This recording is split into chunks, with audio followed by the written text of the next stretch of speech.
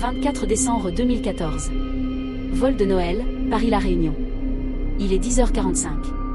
Dans la cabine, l'ambiance est à la fête, on chante Jingle Bell. Soudain, un bip strident brise la mélodie. C'est le SATCOM. Un message s'affiche. MH370. PIN numéro 7.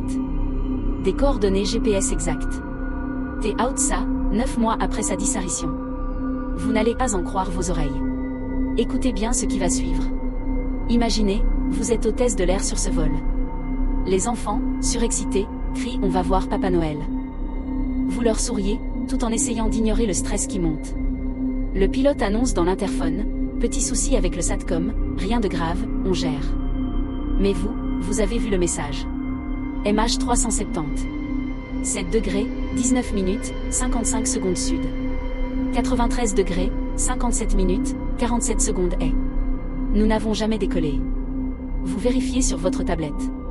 Ces coordonnées, ce sont exactement celles du dernier PIN enregistré par un Marsa. Un frisson glacial vous parcourt. Comment est-ce possible? Le vol a disparu depuis mars. Ce message ne peut pas exister. Pourtant, il est là, sous vos yeux. Une heure passe. L'angoisse est palpable dans le cockpit.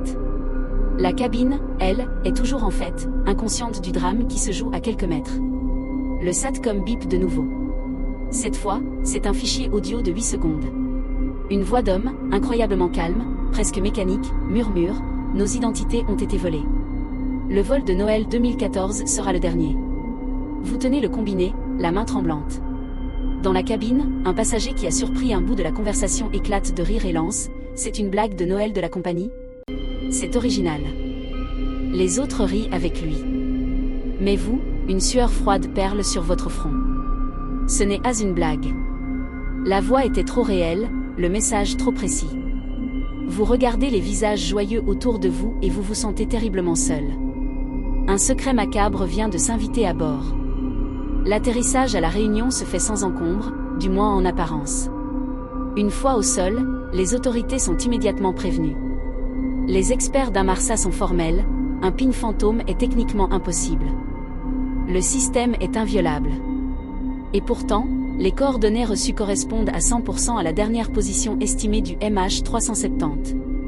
L'enquête piétine, l'incident est classé anomalie inexpliquée. Les années passent. 11 ans plus tard, en 2025, un rapport confidentiel fuite. Sa conclusion est sans appel, le système SATCOM du vol de Noël a été piraté depuis une source externe inconnue. Le message était donc bien réel. Quelqu'un, quelque part, savait.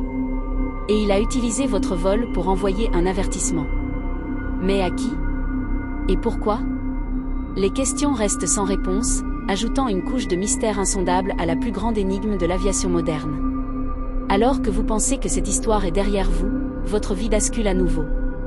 Vous êtes chez vous, le soir de Noël, des années après ce vol terrifiant. Votre portable vibre. C'est un SMS, d'un numéro inconnu. Le même numéro que celui du SATCOM. Le message est court, glaçant. Joyeux Noël. Que celui du SATCOM. Le message est court, glaçant. Joyeux Noël. Le prochain vol, c'est toi. Vous le relisez, encore et encore. Ce n'était pas juste un message sur le MH370. C'était un message pour vous. La partie ne fait que commencer.